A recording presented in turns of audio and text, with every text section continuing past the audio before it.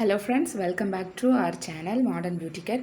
இப்போ தான் நீங்கள் நம்ம சேனலில் ஃபஸ்ட் டைம் பார்க்குறீங்கன்னா ப்ளீஸ் சப்ஸ்கிரைப் பண்ணிவிட்டு பக்கத்தில் இருக்க பெல் ஐக்கானை கிளிக் பண்ணிங்கன்னா நான் போடுற யூஸ்ஃபுல்லான ப்ரெக்னன்சி டிப்ஸ் வீடியோஸ் உங்களுக்கு உடனுக்குடன் வந்து சேரும். அது மட்டும் இல்லாமல் இந்த வீடியோஸை பார்க்குற எல்லா சிஸ்டர்ஸ்க்கும் சீக்கிரமே ப்ரெக்னன்சி கன்ஃபார்ம் ஆகிறதுக்கு என்னுடைய மனமார்ந்த வாழ்த்துக்கள். இந்த வீடியோவில் தைராய்டுனா என்ன அப்படிங்கிறதையும் அதை ஈஸியாக ஹோம் ரெமெடி மூலமாக எப்படி ஹை லெவல்லேருந்து நார்மல் லெவலுக்கு கொண்டு வரலாம் அப்படிங்கிறதான் பார்க்க போகிறோம். ஸோ வீடியோவை ஸ்கிப் பண்ணாமல் ஃபுல்லாக பாருங்கள். இப்போ இருக்க காலகட்டத்தில் நிறைய பெண்கள் தைராய்டால் அஃபெக்ட் ஆகுறாங்க. இந்த தைராய்டால் அஃபெக்ட் ஆகும்போது அவங்களுக்கு என்ன ஆகுதுன்னா குழந்தை பாக்கியம் தள்ளி போகுது. குழந்தை பாக்கியம் தள்ளி போகிறதுக்கு தைராய்டு ஒரு மிக முக்கியமான காரணம். ஏன்னா இந்த ஹார்மோன் சரியாக சுரக்காட்டி நம்மளுடைய ஓவுலேஷன் டைமில் நம்மளுடைய எக் ரிலீஸ் ஆகுறதுல ப்ராப்ளம் ஆகுது. ஸோ இந்த ஹார்மோன் லெவலை கரெக்டாக வச்சுக்கிட்டோம்னா குழந்தை பாக்கியம் நமக்கு சீக்கிரமாக கிடச்சிரும்.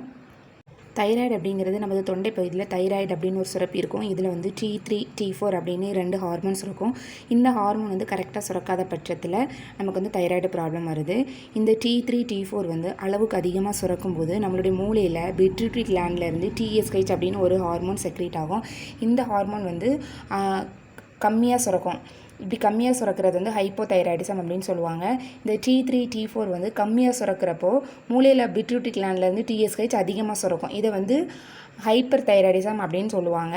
ஸோ இந்த 3 ஹார்மோனுமே நார்மல் லெவலாக இருக்கும் பொழுது நமக்கு எக் ரிலீஸிங் ஆகுறதுல எந்த பிரச்சனையும் இருக்காது. ஸோ நமக்கு ஈஸியாக கன்சீவ் ஆகலாம். இந்த தைராய்டு லெவலை பொறுத்து டாக்டர்ஸ் நமக்கு டேப்லெட்ஸ் கொடுப்பாங்க. 12.5 மைக்ரோகிராம்லேருந்து 25, 50 அந்த மாதிரி கொடுப்பாங்க. ஸோ அவரவர் லெவலுக்கு ஏற்றப்பல நம்ம அந்த மாத்திரை எடுத்துக்கலாம். இந்த மாத்திரை கூட ஒரு ஹோம் ரெமெடி நீங்கள் ஃபாலோ பண்ணும்போது எவ்வளோ பாயிண்ட் அதிகமாக இருந்தாலும் ஈஸியாக நீங்கள் நார்மல் லெவலுக்கு கொண்டு வந்துடலாம். எனக்கும் தைராய்டு இருந்தது. இந்த ஹோம் ரெமெடி ஃபாலோ பண்ணி 2 மாதத்தில் 7 பாயிண்ட்லேருந்து 2 பாயிண்ட்டுக்கு கொண்டு வந்துட்டேன். டேப்லெட்டும் எடுத்துக்கிட்டேன், அதோடு சேர்த்து இந்த ஹோம் ரெமெடியும் ஃபாலோ பண்ணிக்கிட்டேன். ஸோ நீங்களும் அதே போல் ட்ரை பண்ணி பாருங்கள். அது என்னென்னு பார்த்தீங்கன்னா முழு கொத்தமல்லி விதை தான். இந்த கொத்தமல்லி விதை ரொம்ப ரொம்ப எஃபெக்டிவாக இருக்கும். நீங்கள் கண்டிப்பாக நம்பிக்கையோடு ட்ரை பண்ணுங்கள். இதை தினமும் நைட்டு 1 டம்ளர் தண்ணியில் 1 ஸ்பூன் எடுத்து ஊற வச்சுக்கோங்க. ஊற வச்சுட்டு காலையில் எழும்பினதோட அந்த தண்ணியை நல்லா சுட வச்சு 1 டம்ளர் 3/4 டம்ளர் ஆகிற அளவுக்கு நல்லா சுண்ட வச்சு சூடாகவும் குடிச்சிக்கலாம், மிதமான சூட்லேயும் குடிச்சிக்கலாம், இல்லைனா நீங்கள் ஆற வச்சும் குடிச்சிக்கலாம். இது எப்போ குடிக்கணும்னு பார்த்தீங்கன்னா, நீங்கள் தைராய்டுக்கு ஆல்ரெடி டேப்லெட் எடுப்பீங்க. எம்டி ஸ்டொமக்கில் அந்த டேப்லெட் போட்டு 1 மணி நேரம் கழித்து அதுக்கப்புறம் தான் எதுனாலும் நம்ம சாப்பிடுவோம். ஸோ அந்த 1 மணி நேரம் கழித்து இந்த தண்ணியை நீங்கள் குடிக்கணும். இந்த தண்ணி குடிச்சிட்டு ½ அன் ஹவருக்கு எதுவும் சாப்பிடக்கூடாது. இந்த மாதிரி ஃபாலோ பண்ணி பாருங்கள். 2 மாதம் கண்டினியூவாக ஒரு நாள் விடாமல் ஃபாலோ பண்ணணும். இந்த மாதிரி ஃபாலோ பண்ணும்போது உங்களுக்கு நல்லாவே ரிசல்ட் தெரியும்.